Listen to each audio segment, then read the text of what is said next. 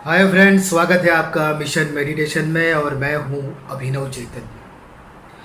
जैन और वेदांत में ध्यान के ऐतिहासिक और पौराणिक स्रोत को हमने जाना, जो कि इस परंपरा की गंगोत्री है।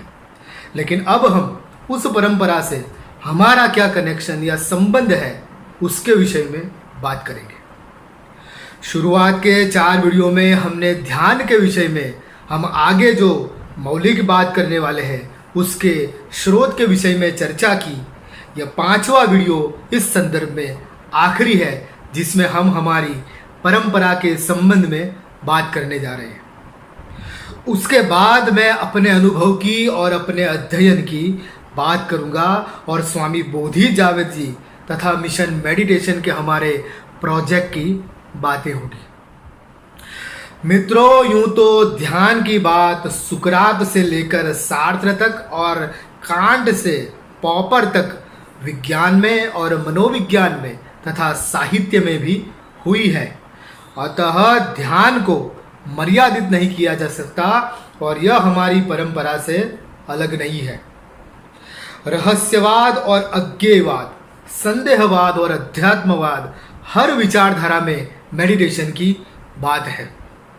मार्क्स कहते हैं कि प्रवर्तमान सभी की निर्मम आलोचना होनी चाहिए, तो वो भी ध्यान की ही बात है। और जो कम्युनिज्म की आलोचना के लिए तैयार है, वो ध्यानी ही हो सकता है। वैज्ञानिक जो बाहर के जगत में करते हैं, उसी दृष्टि को भीतर की ओर ले जाए तो वो ध्यान ही बनता है। ओशो सर्वसमावेशक है, इसलिए हम ओशो को केंद्र में रखते हैं। हम ओशो की परंपरा से आते हैं, तो ध्यान के सभी प्रकारों से लेकर उसके मूल तक की बात करते हैं। इस संदर्भ में मैं अपनी बात करते हुए मिशन मेडिटेशन का परिचय देने का प्रयास करता हूँ। मेरे मन में उस समय आध्यात्मिक परिभाषा और साधना का थोड़ा बहुत ज्ञान था, क्योंकि भीतर सत्य की खोज थी और 20 वर्ष की आयु में मैं एक ओशो आश्रम में ध्यान शिविर में पहुंच गया। हम 3 मित्र थे, लेकिन वहां हमें कहा गया कि आए हो भले 3, रहो 3 दिन यहाँ अकेले और लाए हो अपने साथ जो ज्ञान, उसे छोड़कर यहाँ रहो मौन। वहां हमें केवल ध्यान प्रयोगों में डूब जाने को कहा गया और यह तब तो पता नहीं चला था, लेकिन आज पता है कि कितनी महत्वपूर्ण सूचनाएं हैं ये। 2003 में उन 3 दिनों के दौरान विभिन्न ओशो ध्यान प्रयोग सीखे, जिसे बाद में अनेक बार घर पर दोहराया। डायनेमिक 90 से अधिक बार ही किया होगा। अन्य ध्यान प्रयोग भी अनेक बार किए, बंद कमरे में और पब्लिक गार्डन में भी। यह आश्रम ओशो की आधिकारिक संस्थाओं में से एक संस्था द्वारा संचालित था, जिसका विकास किया था ओशो के तत्कालीन और एकमेव भारतीय धर्मदूत स्वामी आनंद स्वभाव जी ने, जिनके हाथों मैंने ओशो नव संन्यास दीक्षा ग्रहण की थी।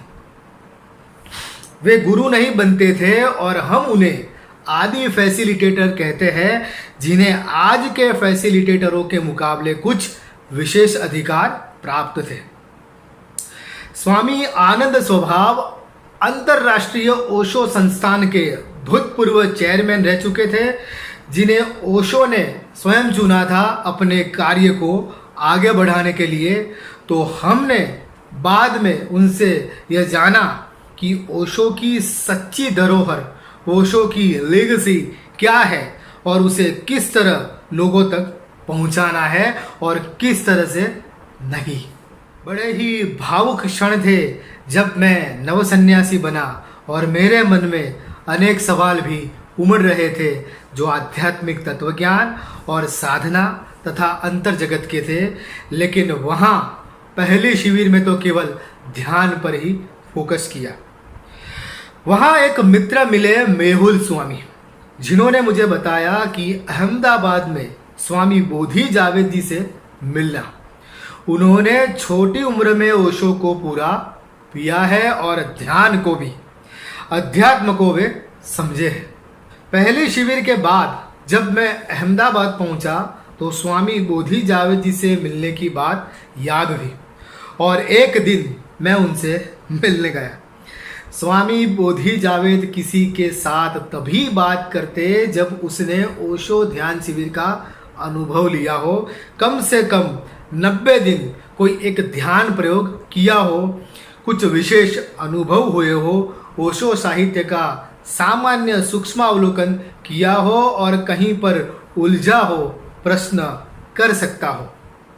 संक्षेप में वो जो सत्य का प्रामाणिक खोजी हो, ध्यान की गहराई में जाना चाहता हो, वो उनसे मिल सकता था। मुझ में ये सारी लाक्षणिकताएं थी और मैं उनसे मिलने गया। पहली बार में किसी को भी आश्चर्य हो ऐसा उनका व्यवहार और उनका व्यक्तित्व था। सबसे पहले तो उनके दाढ़ी मूछ नहीं थे जैसे कि मैंने सोचा था, क्योंकि अक्सर ओशो सन्यासी ऐसे ही पाए जाते हैं और ना ओशो की कोई नकल या ओशो सन्यासी जैसा कुछ स्वामी जी में मुझे दिखा। सर पर घने काले बाल और चमकती आंखें, लेकिन प्रेम को दिखाकर गले मिलना जो अक्सर ओशो सन्यासी में दिखता है, ऐसा कोई व्यवहार नहीं। थोड़ा कड़क स्वभाव लगा। स्वामी जी घर से निकलने ही वाले थे कि मैं उनके घर पर पहुंचा था, तो उन्होंने कहा कि वे टहलने जा रहे हैं और साथ में आना हो तो बात हो सकेगी। मैं राजी था और चलते चलते बात शुरू हुई। मैंने परिचय दिया कि मैं आपके एरिया में नया रहने आया हूँ, शिविर में उनके बारे में जाना और यहाँ मिलने आया।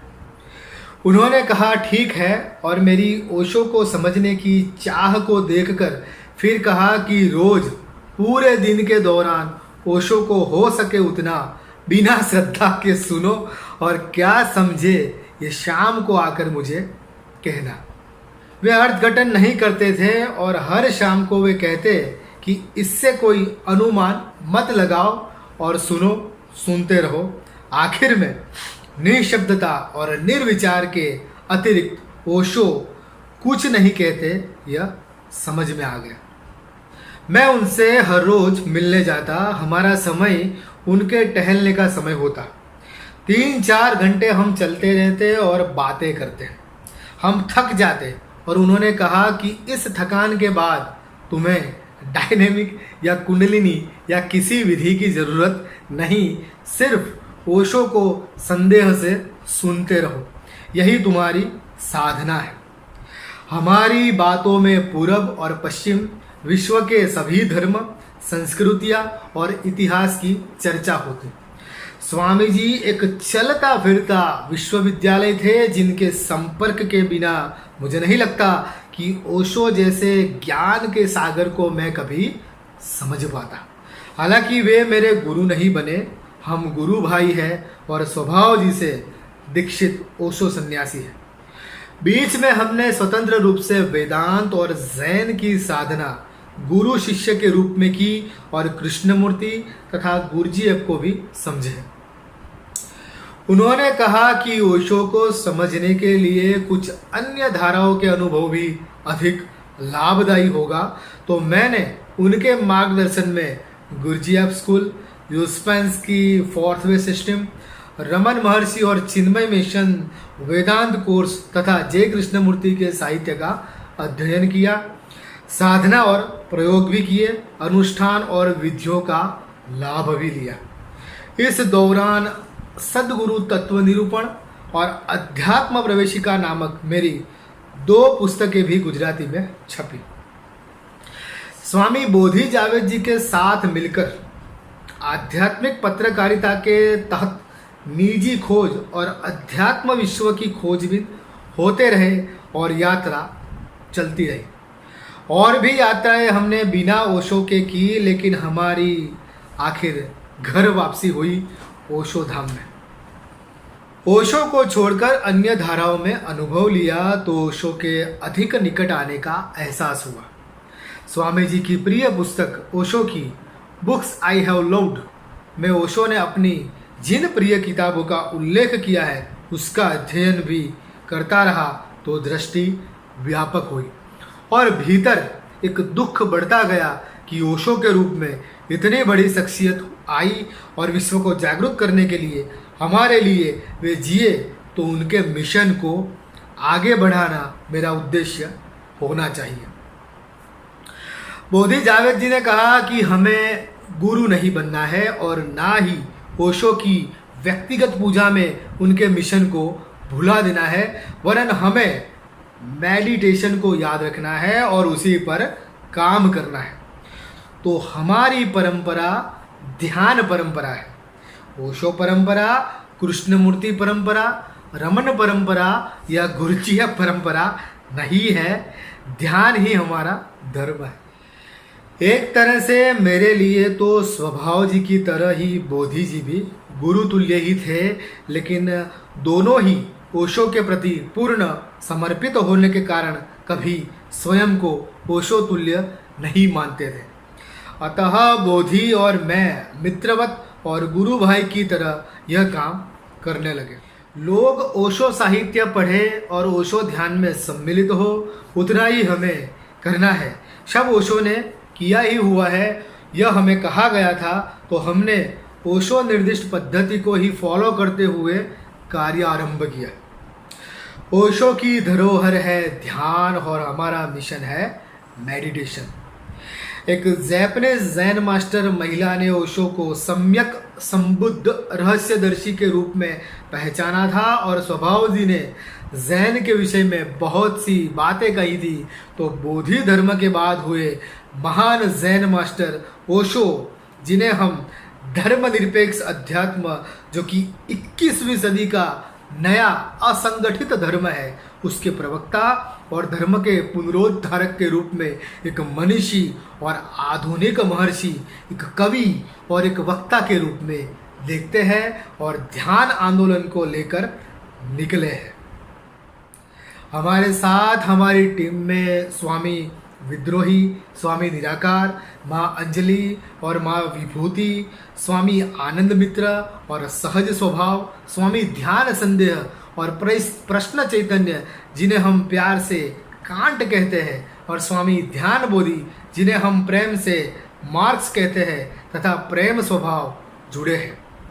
टीम लीडर बोधि जी और मैं मुख्य संवाहक इस मुहिम का, जो कि एक शांत क्रांति है, मिशन मेडिटेशन। यह लोक जागरण और समाज सेवा का एक अनूठा कार्य है, जिसमें ओशो की देशना व्यक्ति पूजा या सांप्रदायिक रूप के बिना की जाती है। आधुनिक राष्ट्रों के संवैधानिक ढांचे को फॉलो करते हुए और वैश्विक प्रवाहों के साथ रहकर हम शांति से अपना काम कर रहे हैं, जिसमें जुड़ने के लिए हम आप सभी को विनम्र निवेदन करते हैं। स्वभाव जी के साथ हुए संवादों में हमने ओशो और उनके कार्य को जाना। उनके साथ मैत्री और प्रेमपूर्वक संबंध रहा, जिसमें मतभेद भी होते और सहमति भी। स्वामी आनंद स्वभाव अलग ही मिट्टी के बने थे। उन्हें थिएटर में जाना अच्छा लगता था, लेकिन वहाँ वे अक्सर सो जाया करते थे। वे बहुत अच्छा गाते थे और उन्हें खाना बनाना भी अच्छा लगता था। पढ़कर ज्ञानी बन गए लोगों को वे साधना से च्युत हुए सन्यासी कहते थे। गुरु नहीं बनना और काम करना, यह हमने उनसे सीखा था। ओशो ने उनको अपना कमरा दे दिया था रहने के लिए और अपना काम भी, जब वे थक चुके थे। स्वभाव जी ही भारत भर में ध्यान शिविरों का संचालन करते हैं। मल्होत्रा परिवार ने शुरू से ओशो के कार्य में सहयोग किया और स्वभाव जी जैसे सन्निष्ठ शिष्य को पाकर ओशो भी संतुष्ट थे।